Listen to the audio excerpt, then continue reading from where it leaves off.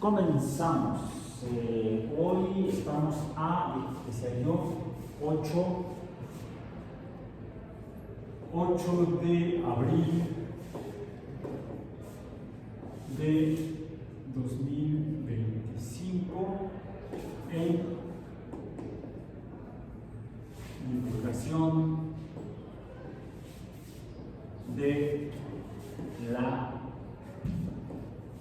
ciencia. Divulgación de la ciencia. Y estamos en nuestra quinta unidad, divulgación gráfica. Vamos a ponerlo así, gráfica. Divulgación gráfica de la ciencia, no de la ciencia gráfica. Divulgación gráfica de la ciencia.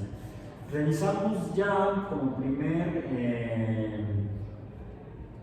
parte un poco los términos generales, en el que si revisamos lo que les compartí en el sitio, dice concept art o arte conceptual. Arte conceptual. Fíjense, arte. ¿Okay? Luego le puse dibujo, fotografía, viñeta, appeal. Es algo así como la apariencia. No es exactamente la apariencia, porque se relaciona con la apariencia. Sentido estético. Esa fue la primera. Eso lo vimos el día 1 de abril. El 3 de abril, la sesión pasada, hablamos de. Va a ser el dibujo. Practicamos el dibujo. Eso sí, fue la primera parte, ¿verdad? Estuvimos dibujando. Bueno, estuvieron ustedes dibujando. Yo nada más ponemos garabatos, chafones, dibujo. ¿Por qué arte conceptual y dibujo? El dibujo nos permite, y es quizá lo que la mayoría de la gente piensa o interpreta cuando ve la palabra dibujo, y cuando la ve ya en términos de la comunicación y de la comunicación pública, también se llama comunicación social. ¿Sí? Y de hecho es lo que una de las herramientas que utilizan quienes estudian comunicación, el dibujo. Porque aunque ya hemos hablado, el instrumento más básico para la comunicación es la voz humana, el siguiente más difundido y que la mayoría de la gente interpreta como el medio de comunicación más útil es la escritura, los textos, la imprenta. Realmente vimos que la ventaja de la escritura sobre la voz es que en cuanto a la voz, ¿cómo dice el refrán popular? Cuando alguien dice algo y no lo pone por escrito, las palabras se las lleva el viento. ¿Habían escuchado eso? Las palabras se las lleva el viento. O sea, alguien dice algo y si nadie lo registra en algún soporte que permita que permanezcan esas palabras, de hecho hasta las producimos con aire, ¿no? La voz es aire en movimiento, aire vibrando, físicamente así es.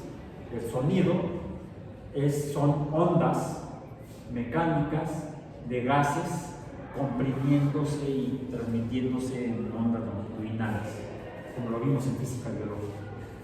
¿Se acuerdan de eso? ¿Se acuerdan? ¿Todavía se acuerdan? Hasta yo me acuerdo todavía. Bien, eso sería el sonido. Las palabras se las lleva el viento. Para que no se las lleve el viento, que los humanos inventamos la escritura, pero ya dijimos que antes de la escritura, ¿cómo expresaban los humanos algo? Hablamos de las pinturas rupestres, que por cierto también mencioné que los expertos dicen que es arte prehistórico, arte paleolítico, arte rupestre. Ya les comenté que mi interpretación, quizá por mi deformación como científico, es que qué tal que no es arte, que es información científica. Tal vez hasta información contable, cuántos hay ahí para que podamos obtener alimento, cuánto alimento hay disponible en potencia, porque hay que ir a cazar. No vas a... Aunque el otro día estaba yo comentándole a un vecino que no hemos evolucionado. No hemos cambiado nuestros hábitos humanos en 10.000 años, o en más de 10.000 años. Porque si no es que inventamos la agricultura y la ganadería, y entonces ya nada más cultivamos los alimentos. Antes éramos ¿qué?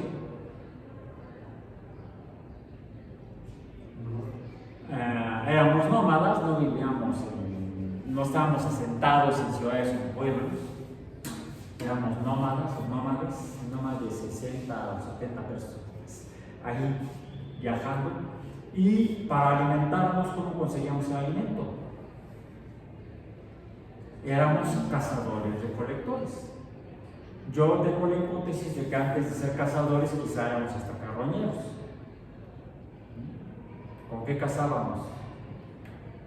Si no teníamos los colmillos de los dientes de sable, por ejemplo, o las garras del oso de las cavernas, que eran con los que convivían nuestros ancestros. Más bien veían un diente de sable y corren. O veían un oso de las cavernas. Llegabas a la caverna y te encontrabas el oso y pues, el que salía corriendo eras tú, no el oso. Bueno, el oso salía detrás de ti.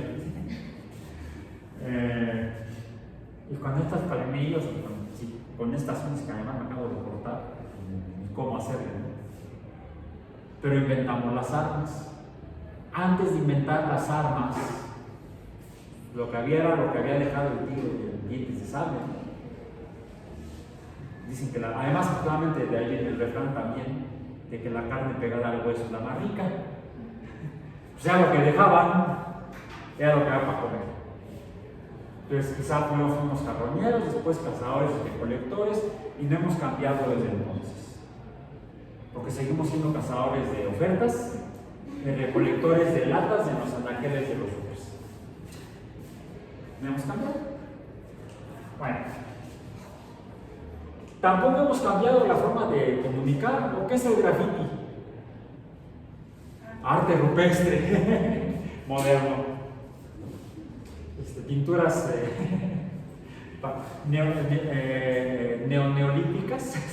Sí, la piedra de la pared sería neolítica, porque el neolítico entonces, el dibujo permite sí comunicar lo que vemos, pero podemos inventar cosas que no existen.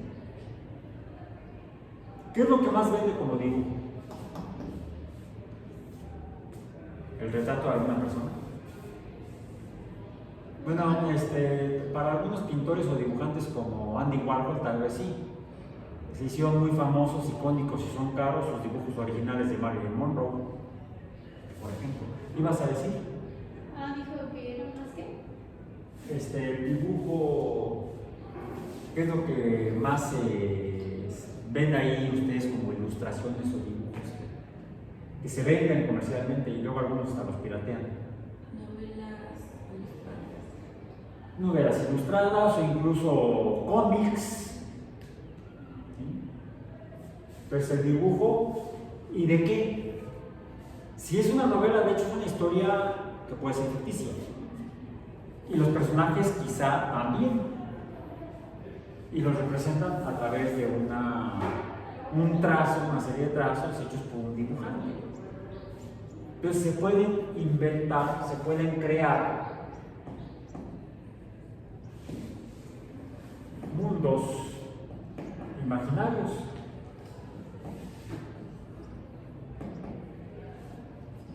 O podemos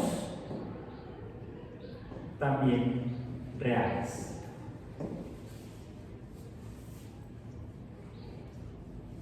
Por ejemplo, mundos imaginarios, personajes ficticios, hechos en dibujo, ¿como cuáles? ¿Traen algunos por ahí? Yo los dejé.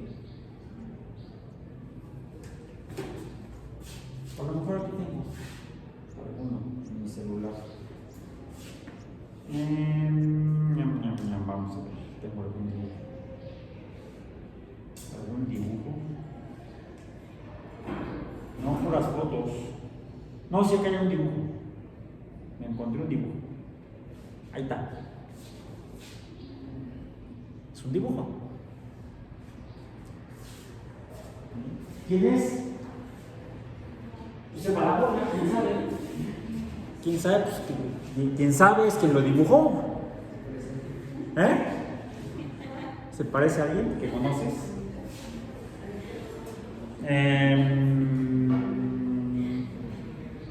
Otro dibujo que tenga yo por aquí. Déjenme ver si aparece por aquí algún otro dibujo.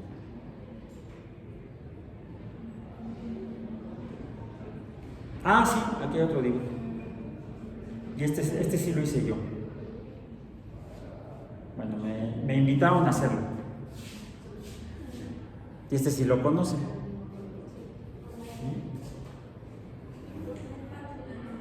El Pato Donald. Este lo hice, es más, hasta lo firmé. 2013. Ya llovió. ¿Sí? Fue en un estudio en Disney World. Ahí había fila para entrar para aprender a dibujar los personajes de Disney. Esos son ficticios. ¿Sí? Acabamos de ver dos dibujos donde se crean entes, personajes ficticios. O puede ser, quizá, aquí tengo otro dibujo.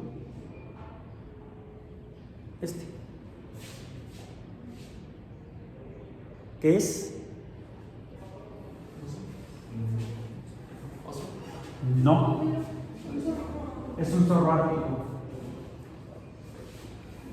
Un zorrito ártico. Y ya tiene rato, también lo firmé, está ahí medio escondida la firma. Dice Alba 80.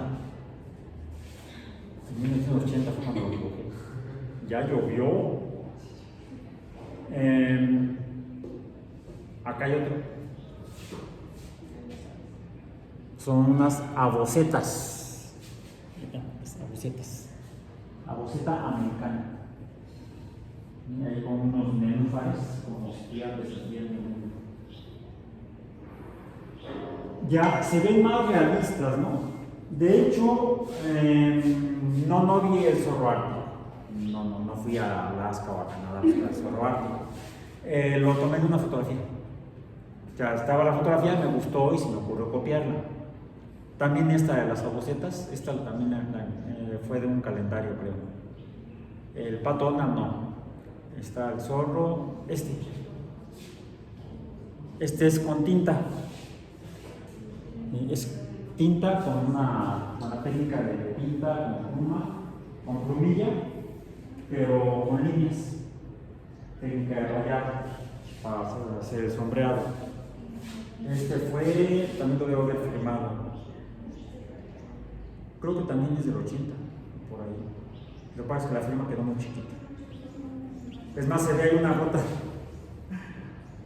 de tinta que se salió de la plumilla.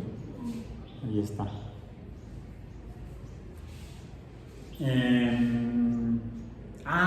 ¿Se acuerdan que les mencioné la técnica del puntillismo? Estos son halcones peregrinos. Es un halcón peregrino en técnica de puntillismo. Y aquí que tengo otro, aquí se alcanza a ver el año, 86, no sé si fue 6 años después. Entonces, es el anterior, y este último, está también a lápiz, son los dos hechos en el mismo año. Y son copias de un documental que vi en la televisión, de dicen que era biólogo, pero en realidad fue un autodidacta, nacido en los Estados Unidos en el año de 1900.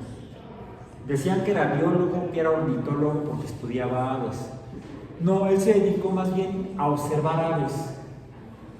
y le gustaba dibujarlas. También se consiguió una cámara fotográfica y también tomaba fotografías de aves, aves silvestres. También llegó a hacer una colección de tipo biológico de aves, de pájaros principalmente, no aves grandes, no como los halcones, sino más bien pájaros. Se llamaba Roger Tory Peterson.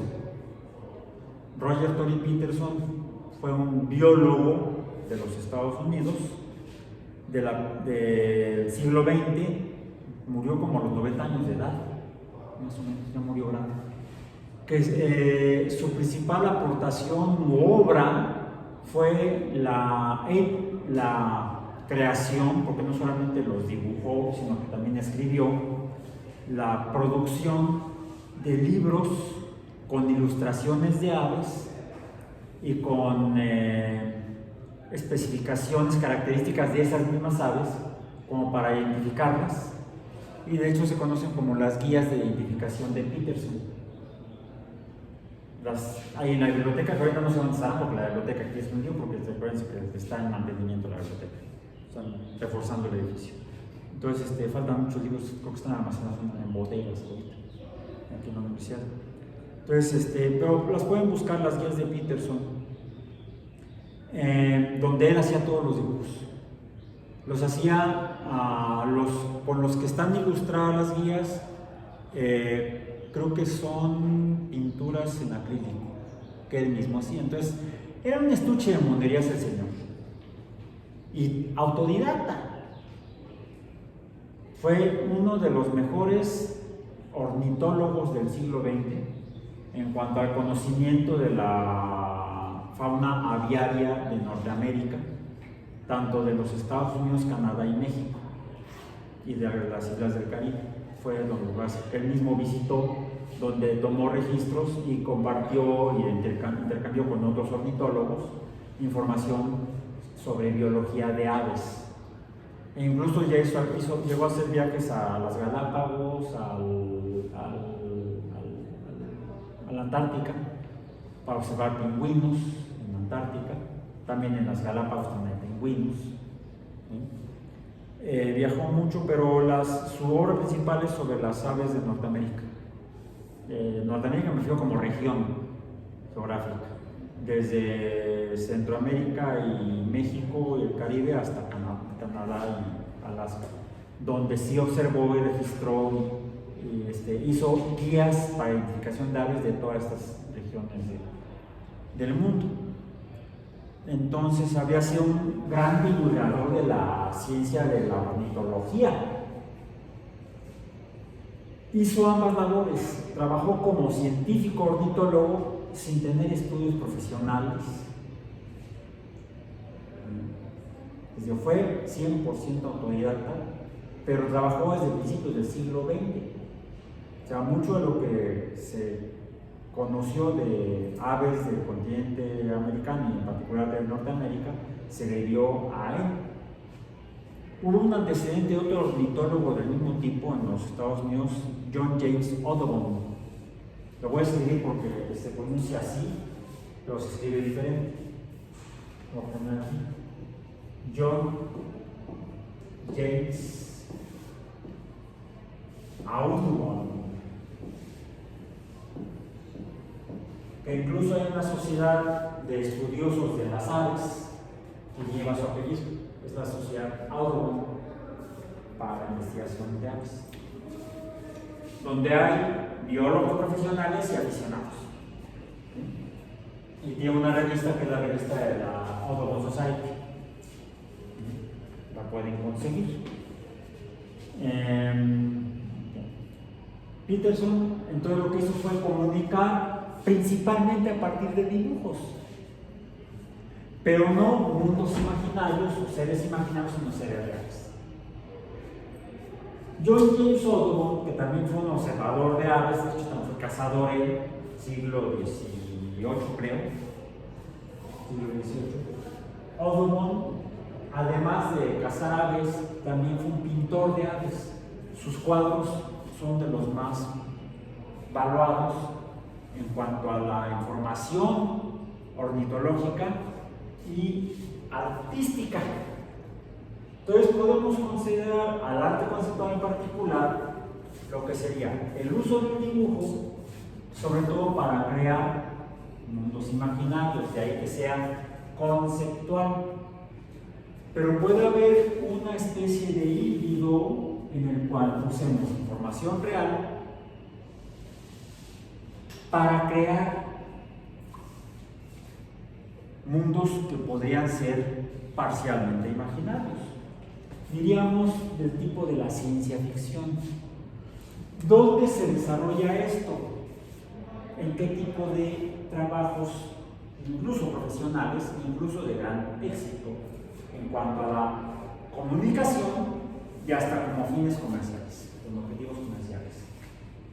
El concepto de usar el arte para concebir o crear algo híbrido entre esto está, por ejemplo, en el cine de ciencia ficción, como Parque Jurásico. Parque Jurásico, que se basa en la película, se basa en una novela de Michael Crichton, el cual era un egresado de química, bachelor en ciencias en química, y luego estudió el doctorado en medicina en Estados Unidos y Canadá. Al menos para ser médico necesitas hacer el posgrado. La medicina es un posgrado, no es una licenciatura. En México sí es una licenciatura. Michael Crichton estudió entonces para ser médico, pero se enfocó en la bioquímica. De hecho, su doctorado en medicina fue más bien en bioquímica, pero muy temprano se dedicó a escribir obras de ciencia ficción, novelas de ciencia ficción. Antes de Jurassic Park, el Parque Jurásico, publicó otras, una muy en el ámbito de la medicina, que la novela se llama Coma, por el estado de coma, es un estado fisiológico en el cual las personas pierden la conciencia pero que se mantienen vivas. Han escuchado el caso, ¿no? Una persona entró en coma o tuvo un accidente y entró en coma, o a veces ya está tan bien estudiado que a veces en algunos tratamientos médicos, en casos graves, los médicos hacen entrar a los pacientes que están en situaciones muy críticas en estados de coma inducidos a través de procesos, por ejemplo, farmacológicos. Se les induce el coma porque el coma le permite a la persona ahorrar energía, vamos a decir, y poder el equipo médico trabajar en el restablecimiento de la salud en los problemas fisiológicos o biológicos que pudiera estar presentando el paciente. Por eso se induce el coma. La novela de Coma fue escrita por Michael Crichton. Es una novela que, si bien habla de medicina, es ficticia la historia que se está narrando ahí. Incluso aborda la medicina incluso en aspectos científicos. Hay muchos aspectos científicos y técnicos de la medicina, pero es una novela que podría también catalogarse como de tipo suspenso. De hecho, Parque Jurásico tiene elementos de suspenso. Cuando vas leyendo, no digo a la película, vas leyendo y dices, ¿qué más sigue? Ya quiero llegar al siguiente capítulo porque aquí ya me emocionó con algo que podría suceder. Entonces, cuando la emoción que expresa el texto escrito es de este tipo, de ansiedad, yo pensé que uno leía para relajarse, lees para estresarte, se puede catalogar ese tipo de obra literaria como una obra de literatura de suspenso. No tiene por qué ser policíaca de monstruos o de vampiros. Puede ser a través de información científica, como lo hacía Michael Crichton. Se le considera uno de los mejores escritores de novelas de ciencia ficción y de suspenso de la segunda mitad, del último tercio del siglo XX, tal vez. Hubo otra que también fue novela. Ah, bueno, y la por cierto, la llevaron al cine. Está la película de Coma, búsquenla. Hay otra previa, es de las primeras que escribió, creo que es se llama Andromeda Strain. Strain, una palabra muy biológica. ¿Sí recuerdan qué es strain? Lo usamos en microbiología.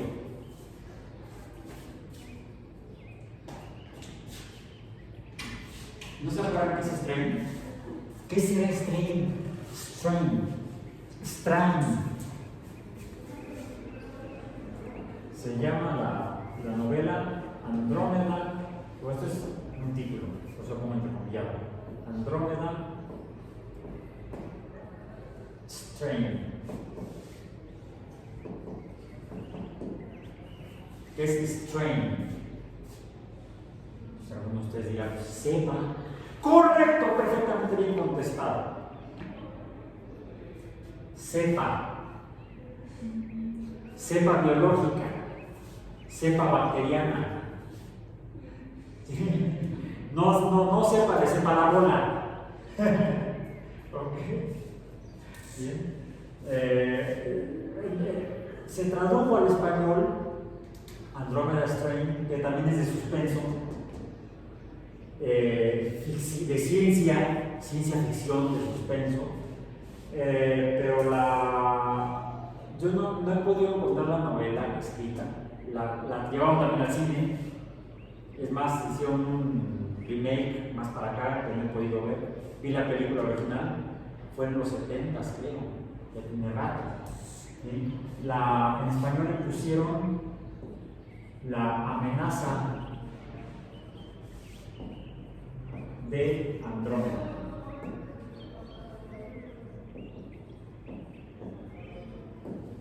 En español, en México, no sé dónde puede porque el país, depende del país de habla hispana, el título que le pueden poner a las películas. El tema en esta tiene que ver con astrobiología o vida extraterrestre. Ya, no les voy a decir más para no spoilearlos. Entonces, esa no es de John James Odom, no se confunda. No es de John James Odom, este es de Michael Crichton. Vamos a poner aquí, de Michael M. Creo que es así. O no, es con C, no es CH. Michael Crichton es C-R-I-C-H-T-O-N. Michael Crichton, el mismo autor de Parque Jurásico, el mismo autor de Coma. Hay otra de un gorila. No, ¿cómo se llama el gorila? Y no me llama la atención ni la novela ni la película. Muchas de sus novelas se han llevado al cine. Ese es un buen ejemplo de donde se usa la historia escrita por un escritor, un autor, donde describe personajes y eso ya se considera como generación de concepto. Cada personaje es un concepto. Cada elemento componente de la aventura, de la narrativa, es un concepto. Y su generación se considera un arte, de ahí que se llame arte conceptual. Sin embargo, se ha desarrollado más ya este término como arte conceptual específicamente para el dibujo en cuanto a la creación de mundos, creación de personajes que viven en mundos que pueden ser imaginados. Se usa mucho en el cine de ficción, sea de ciencia o de fantasía. Por ejemplo, lo que hace James Cameron para la producción de sus películas es arte conceptual. Avatar es toda una obra enorme de arte conceptual, desde el mundo mismo hasta los personajes y los elementos que componen el mundo que describe esa aventura. Yendo más para atrás en el tiempo, y quizá en la temática. Obviamente, si hablamos de James Cameron, estamos hablando de cine. Sí, también escribe él sus guiones, bueno, sí que también es escritor, pero principalmente es productor de cine. Y más bien es un generador de arte conceptual. Pero si nos vamos para atrás, en la historia del siglo XX, cuando todavía el cine pues, era muy difícil entrarle ahí, pues tenemos la literatura de ficción, que puede ser de fantasía, les digo, no necesariamente de ciencia, como hay muchos, curiosamente, hay mucha gente bien, de la comunidad científica muy aficionada, por ejemplo, a la obra de este autor inglés, Tolkien, autor de El Señor de los Anillos. ¿Ven cómo? ¿Te gusta Tolkien? O algunas de sus obras. Silmarillion, es un montón. Bueno, les digo, la creación de mundos imaginarios o de reales.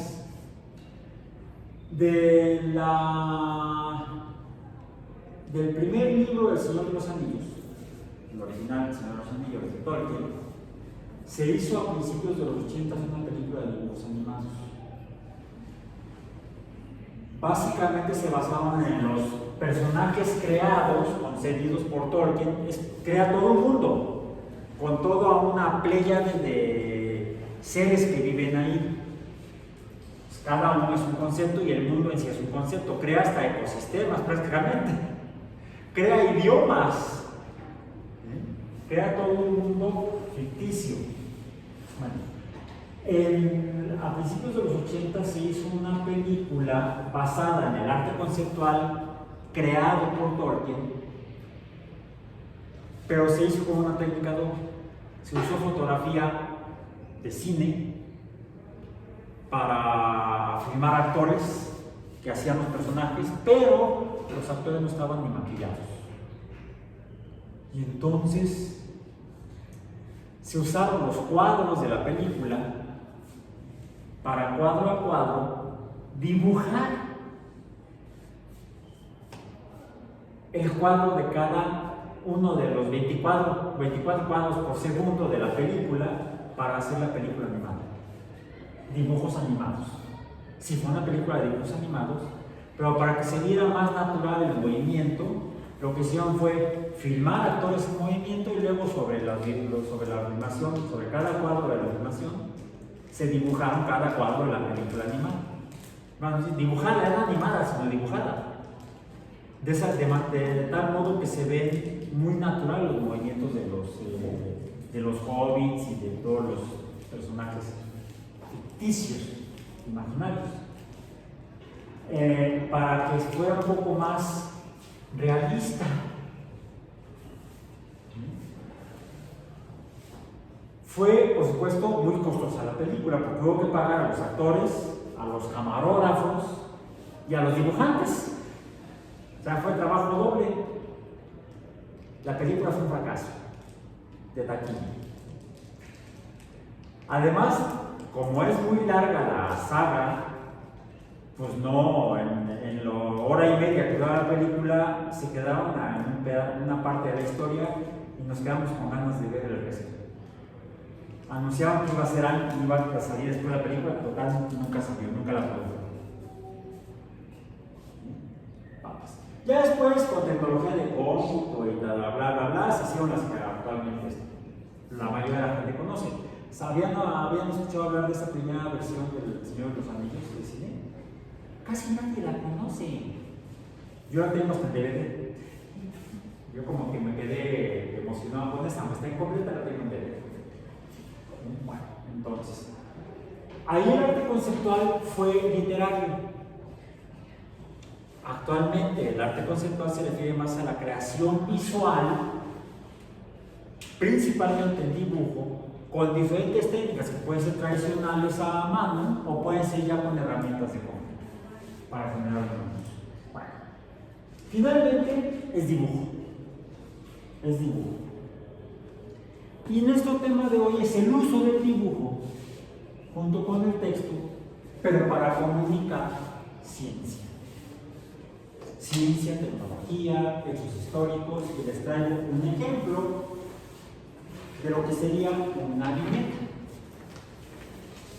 Esta, por cierto, en particular la hizo, no sé cómo le hizo, no le he preguntado a mi colega, el maestro Otón Gandarilla, del Departamento de Ingeniería Eléctrica, de aquí de SBI, de la Dirección de Ciencias Básicas de Ingeniería, para un evento que tenemos a partir de hoy aquí en la unidad. Se llama la Semana de la Cosmonáutica. La realizamos desde hace más de 10 años, todos los años. Salvo uno que fue el primer año de la pandemia, tuvimos que suspenderla. Bueno, cancelarla. Ya teníamos programado todo para la Semana de la Cosmonáutica de 2020, en el mes de abril, y pues en marzo nos mandaron aquí se rompió una taza, no, aquí se esparcieron virus, cada quien para su casa. Y entonces tuvimos que cancelar la Semana de la Cosmonáutica de 2020, no hubo. Pero ya en 2021 aún la hicimos por Zoom y la transmitimos por diferentes medios, por YouTube, por Facebook también. Transmitimos la Semana de la Cosmonáutica de 2021. Bueno, estamos ahora en la Semana de la Cosmonáutica de 2025, que la inauguramos hoy, 8 de abril. Van a ser 3 días, es una semana de 3 días, típica semana tipo One, como la Semana Santa. Es una semana de 3 días, porque nada más tomamos el jueves y el viernes. Bueno, esta no es la Santa Semana de la Cosmonáutica. Empezamos hoy martes 8 y terminamos el jueves 10. Las charlas son de 4 a 7. Ahí dice, ¿qué dice abajo? En el auditorio 1, en la planta baja del edificio C de la Unidad Iztapalapa. Todo está aquí. Todo está aquí. Texto, título, la Semana de la Cosmonáutica. Además, ¿para qué carambas hacen eso? Hay un objetivo, hay un mensaje. ¿Qué dice? Está escrito. Celebramos el primer vuelo espacial de la humanidad. Ah, qué padre. ¿Sí? E incluso está ilustrado, porque no es fotografía. No le preguntaba a mi colega, al profesor Don Gandarilla, cómo lo hizo. No sé si él dibuja, lo confieso, no lo sé. No sé si usó técnicas de cómputo, y en caso de que haya usado técnicas de cómputo, no le he preguntado cuál usó. Si fue Photoshop o algo por el estilo. ¿Reconocen a quién aparece en la imagen? No es imaginario, es un personaje real de la historia. Precisamente el primer humano en el espacio. No, Armstrong fue el primero en que caminó en la luna. Yuri Gagarin, soviético. Yuri Gagarin, el primer humano en el espacio. Que fue un hecho que ocurrió el 12 de abril de 1961. Fue dentro del contexto de la competencia que había de la Guerra Fría entre los Estados Unidos y la Unión Soviética. De hecho, lo que no le he comentado a mi querido amigo Otón es que le falta una letra al casco. Está en alfabeto cirílico, que es el que escriben en el ruso, ¿sí? Donde las letras se parecen a letras latinas del alfabeto latino que se usamos nosotros en español. ¿Sí? ¿Qué letras parecen? C, C, P. Falta una tercera C, que no es C, es S. Bueno, es el sonido de la S. Es el sonido de la S. Y no es P, es RO. Bueno, sería como la RO griega, que es la R. Que sería la URSS en español. Sea la Unión de Repúblicas Socialistas Soviéticas. Socialist, Sovietisch, no creo que República, ¿sí? Algo así se pronuncia en ruso. Casi no es nada de ruso. Nada más, ¿cómo dijo? ¿cómo dijo Gagarin cuando despegó el cohete? Poliakov, algo así dijo, ¡vámonos! En español lo había dicho, no dijo despegue o como dicen los gringos, dicen Godspeed, así como velocidad divina, pues más o menos, Godspeed. No, Gagarin, como era en la Unión Soviética, eran comunistas, ateos, él dijo, ¡vámonos! Eso sería en español mexicano, cuando despegó el cohete. Y dice ahí, espacio y ética, es lo que vamos a abordar el día de hoy.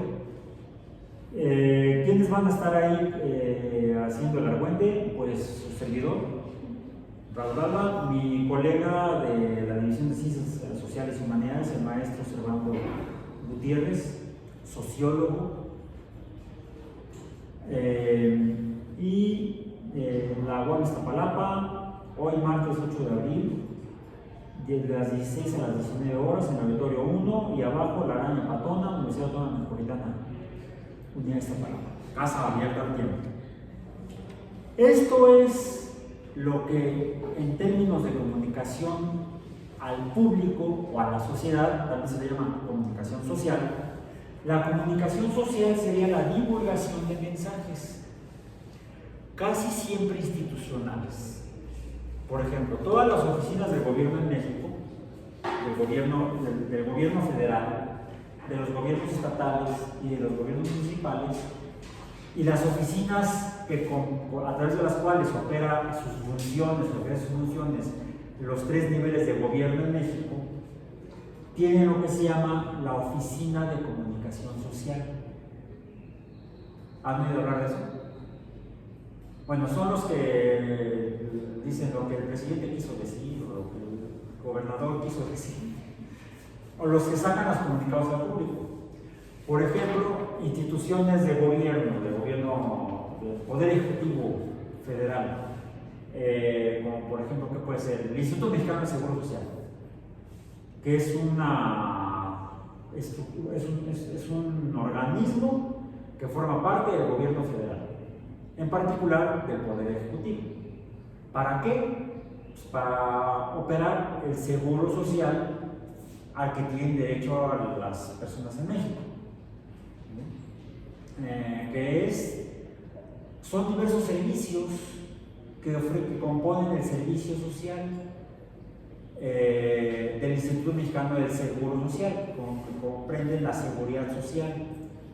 Por ejemplo, el derecho a una pensión, a una jubilación, a una pensión por viudez, a una pensión por orfandad, a una pensión por incapacidad laboral.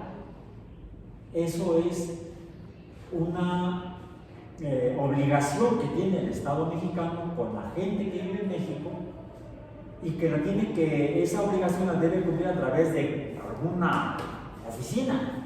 La oficina se llama el Instituto Mexicano del Seguro Social. A través de ese Instituto Mexicano del Seguro Social se le da a la gente, porque son derechos, el derecho a tener esas pensiones o jubilaciones. Una vez que ya cumpliste tu trabajo que establece la ley, tu tiempo de trabajo a lo largo de tu vida, tienes derecho a descansar por lo que te quede de vida. Eso es la jubilación.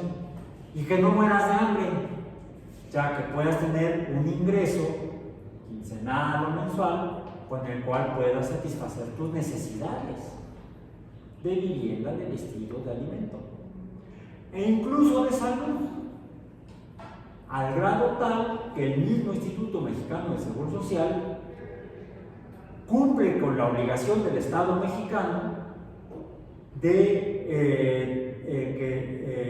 derecho de las personas que viven en México a la salud, al cuidado de su salud.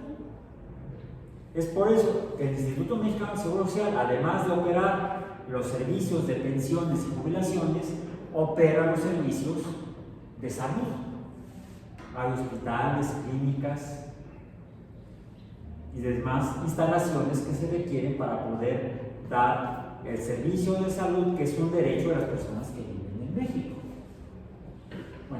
¿Cómo la gente se entera de eso? A través de la Oficina de Comunicación Social. ¿Y cómo se comunica el Instituto Mexicano del Seguro Social con la gente? Por ejemplo, a través de medios como viñetas. ¿Han ido a las clínicas, hospitales del Seguro Social? ¿No? Digo, no necesariamente como pacientes, porque quizá en sus familias, sus padres están afiliados al Seguro Social, debieran o pudieran, o debieran por derecho. Si uno trabaja para alguien más, si uno es empleado de un empleador, es obligación del empleador registrarlo a uno, inscribirlo a las personas empleadas en el Instituto Mexicano de Seguro Social. Y entonces de esa manera poder acudir al servicio de salud e ir aportando al fondo de pensión o de jubilación. Bueno, tienes la necesidad de atenderte a la salud porque, es más, ustedes como alumnos de la UAM, alumnos y alumnas de la UAM, que es una universidad pública, tienen derecho a estar inscritos o registrados en el Instituto Mexicano de Seguro Social como estudiantes de una universidad pública. ¿Sí lo sabían? ¿Sí? ¿Ya se registraron? Ya se registraron. Entonces, ¿dónde te registraste? ¿A dónde fuiste? No, pues en línea, es que desde la prepa ya... Bueno, sí. Si estás además en una institución de educación media superior pública, también tienes derecho al seguro social. Ya para inscribirse te pides el número de seguridad social a la UAM y ya en automático... Ya, bueno, antes tienes que ir a la clínica que te toca. Sí, eso me tocó en la prepa, ir a la clínica que me toca, llevar una hoja y ya te van a dar. Pero ya cuando entré a la UAM ya pasó. Pues ya está, de hecho ya estaba registrada, debes tener incluso el mismo número. Verifica que sea el mismo número. Es el mismo número. Ok, bueno, muy bien. Cuando fuiste, si te acuerdas todavía, cuando en la prepa, fuiste a la clínica a darte de alta. ¿Viste algo pegado en las paredes o en algún tablero? Sí, los prevenidos. Son avisos, son anuncios, son comunicación social y no están hechos al aventón, están diseñados para que el mensaje sea comunicable a la gente y la gente lo puede entender. Es cierto que ya mucha gente no lee ni en los letreros, pero para eso es, para informar a la gente, para divulgar la información, en ese caso institucional. ¿Qué servicios hay? ¿Qué nuevos servicios hay? ¿Qué trámites hay que cumplir? Etcétera, etcétera. ¿Qué recomendaciones hay? Incluso en cuanto a salud. El Instituto Mexicano de Seguro Social, en el área de la atención a la salud, tiene todo un programa donde, es más, es un programa que se llama Educación para la Salud. Educación. No divulgación. Sin embargo, los mecanismos que usan son de divulgación, a través de la cual buscan que la gente se entere y aprenda qué es lo que tiene que hacer para poder prevenir enfermedades, porque siempre sale más caro atender una enfermedad que prevenir que se presente. El costo social y al Estado en pesos y centavos de lo que es atender el cuidado, el diagnóstico, cuidado y recuperación de la salud de una persona es carísimo. En general, a nivel mundial, no importa cuáles sean los costos locales, representa un monto de dinero que se puede ahorrar de ahí y usar para otros fines si se le hace a la gente saber qué tiene que hacer para prevenir enfermedades. Es mucho más económico hacer un cartelito en el que sí vas a contratar diseñadores, dibujantes, redactores, etcétera, que pagar a todo un equipo médico, donde necesitas camilleros, enfermeros, enfermeras. No he visto camilleras, por cierto. No me han tocado camilleras cuando yo llego al hospital, ni público ni privado, porque iba ambos.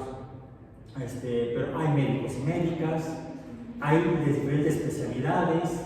Cuando vas a un quirófano, tienes por lo menos 3 médicos trabajando sobre ti. Y a veces sí, literalmente sobre ti.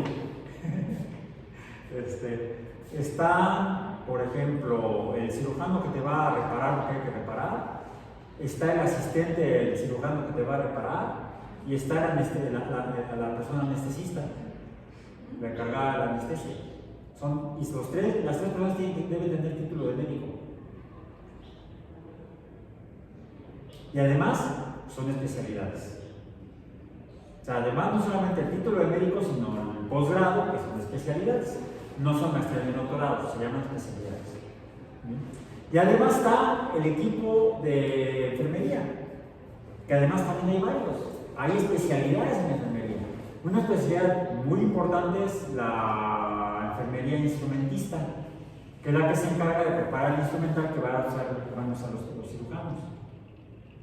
Y es tan importante que tiene que al final, al empezar a tener todo el instrumental necesario, y al terminar tener todo el instrumental usado, porque llega a suceder que me faltan unas pinzas, traigan al paciente, porque le dejó el cirujano metido en su chamba, por ahí algo olvidado.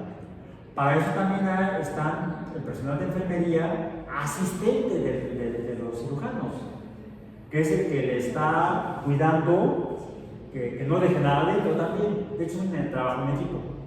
¿Sí? Y atiende que le chorrea el sudor al cirujano, entonces ahí le está sacando la frente y el sobaco, el sobaco no, la frente y la cara. Bien, bueno. Entonces, por eso es tan útil el entender lo que son, en este caso les decía, la viñeta. Tenemos entonces donde se usa el arte conceptual para comunicar, que puede ser, por ejemplo, en viñetas. Eso es una viñeta en cuanto a diseño gráfico o arte conceptual, a comunicación a través de imágenes. Otro concepto que habíamos mencionado, que teníamos que revisar, es el de la infografía. Mucho cuidado. Infografía. Porque una infografía no es una monografía.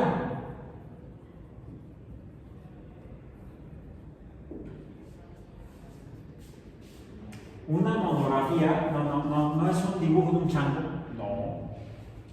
Es como las que no sé si todas las ven en las papelerías, han sido reemplazadas desde el Rincón del Vago, ya hace muchos años, por otros materiales que hay disponibles en internet. ¿Sí? Que es las que todavía me tocaban, bueno, es que no había internet, no había ni computadoras en mis tiempos. Te dejaban una tarea sobre algún tema, ibas a la papelería y pedías, me da una monografía de la guerra de independencia. Y te daban una hoja tamaño carta con un montón de estampitas o imágenes, ilustraciones, en recuadros, y detrás un rollote. Casi siempre venía un recuadro grande. De hecho, cada cuadro también se le llama viñeta. ¿Sí? Una monografía puede estar armada con viñetas. Cada cuadro es una viñeta. ¿A qué se parece? Lo vamos a ver después. Se parece porque también se usa, por eso te pongo un recuadrito, para lo que es la historieta o el nombre profesional, si no me regañaría el que fue maestro de mi hija. Lo bueno es que ya, bueno, en ese sentido, qué pena, todavía falleció. El maestro. No, ya cuando fue maestro de mi hija, y fue hace 15 años. 15 años. El maestro tenía 90 años de edad.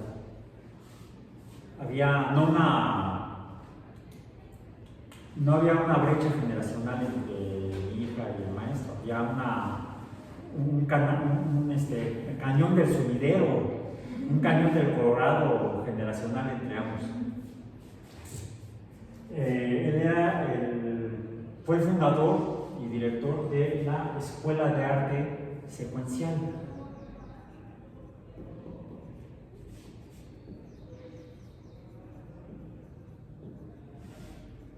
Porque la historieta es un arte que se compone de dibujo y texto. Pero texto muy breve, vamos a decir, o muy específico. No como el de la monografía que viene atrás de la estampita, que es todo un rollote. Es casi enciclopédico. La monografía tiene un carácter de enciclopedia. Serían como páginas de una enciclopedia, una monografía. La historieta o arte secuencial está formada por viñetas en secuencia que permiten narrar entonces una historia. La viñeta permite entonces, cuando la haces a través de secuencias, narrar historias. Esto es para narrar historias. En cambio, la viñeta sola te brinda información limitada, restringida, acotada por el margen de la viñeta, como está en este caso. ¿Sí? Bueno, se ve una persona y si buscan la imagen de la persona, entonces van a encontrar que se parece a Yuri Gagarin. Aparentemente fue de alguna manera basado en la fotografía de Yuri Gagarin, de alguna forma. Puede haber sido a mano, puede haber sido por algún instrumento, alguna tecnología, ya incluso hasta de cómputo puede haber sido. Entonces, ¿qué es entonces la infografía? La infografía queda aquí. Da información limitada, acotada. Debe tratar de evitar que sea enciclopédica. Yo he visto muchas infografías elaboradas por instituciones instituciones académicas, supuestamente expertas en divulgación de ciencia, y lo que te están presentando es una monografía. Tiene demasiado texto. Ahora, el texto debe dar información suficiente sin caer en ser enciclopédico en cuanto a la extensión del texto, por lo cual requiere aprender un muy buen manejo del uso del lenguaje y escrito. Expresar ideas completas en textos breves.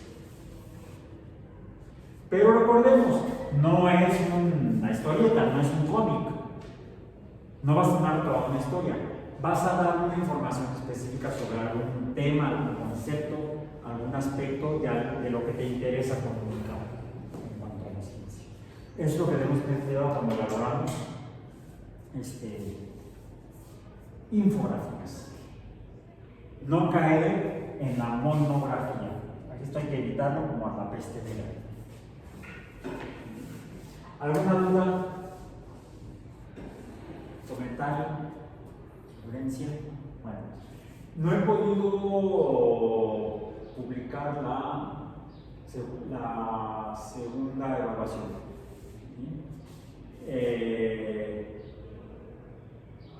Lo quería yo hacer con base en... no, mentira, déjenme ver, es que tengo que aterrizarme porque tuve un fin de semana de locos.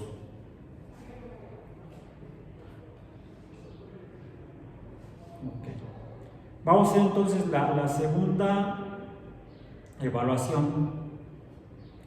La segunda evaluación la vamos a hacer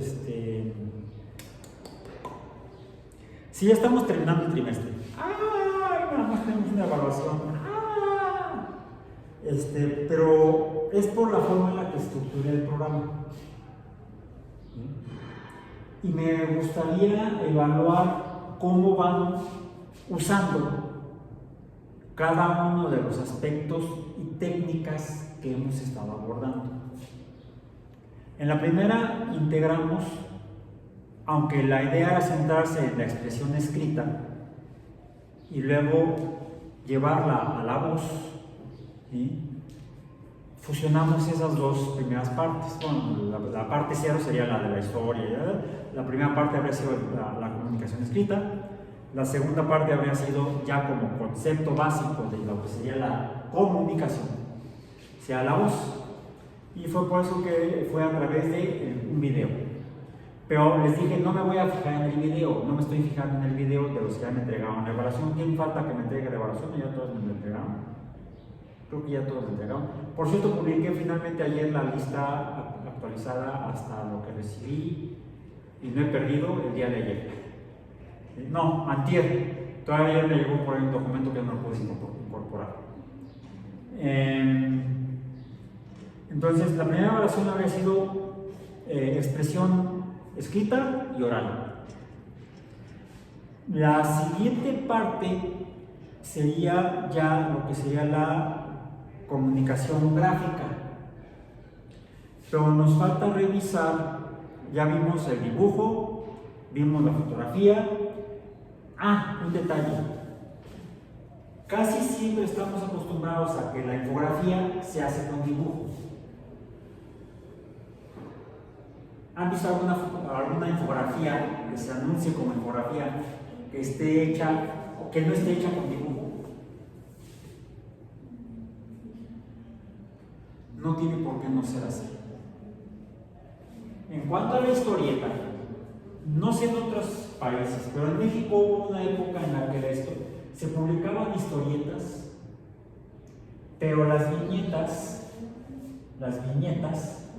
no eran producidas por dibujo, sino que eran fotografías, eran fotogramas. Y es toda una técnica diferente, porque de entrada contratas actores o usas actores, tienes que usar vestuario y escenografía, debes montar un escenario en el cual se va a llevar a cabo la historia que vas a narrar, pero en lugar de dibujarlas, contratas fotógrafos, iluminadores, etc. Y es como estar fotografiando actores como si fuera una telenovela o una película, pero es una historieta. Es una historia narrada con viñetas. Es arte secuencial, pero no dibujado. Se llamaban fotonovelas en México en particular. La fotonovela tuvo una época, ya no he visto, ¿sí?, muy importante a finales del siglo pasado. Luego ya no la he visto, desapareció, parece. Incluso muchas personas, actores y actrices que salían en la televisión en telenovelas, cuando no tenían contrato para telenovelas, iban a trabajar a las fotonovelas. Fue un mercado muy importante para el medio de la actuación, para actrices y actores. Donde además parece que era un poco más descansado el trabajo porque simplemente posaban para la foto. ¿Sí? Entonces, no tenemos por qué no usar fotografía en lugar de dibujo para hacer viñetas. Solo que hay un detalle que vamos a cuidar más adelante. Hay que tener cuidado en la composición fotográfica, porque el problema por el cual, incluso desde el punto de vista educativo, en muchos libros, sobre todo libros para las edades más tempranas, los libros de texto para edades más tempranas, se sigue usando el dibujo para ilustrarlos y no la fotografía. Porque en la fotografía, imaginen que tomamos una foto tomo yo una foto de ustedes, lo voy a hacer ahorita para que la veamos rápidamente, ya que se nos está terminando el tiempo. Voy a tomar una foto del grupo. Sonrían. Ya queda. Se las voy a mostrar. ¿Qué es lo que ven?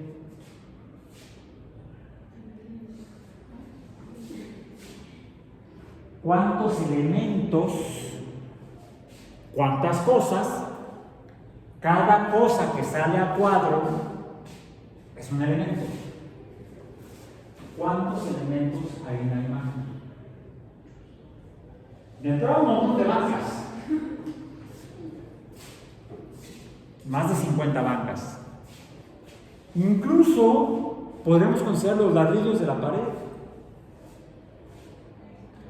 ¿Cuántos elementos componen la imagen? Muchísimos.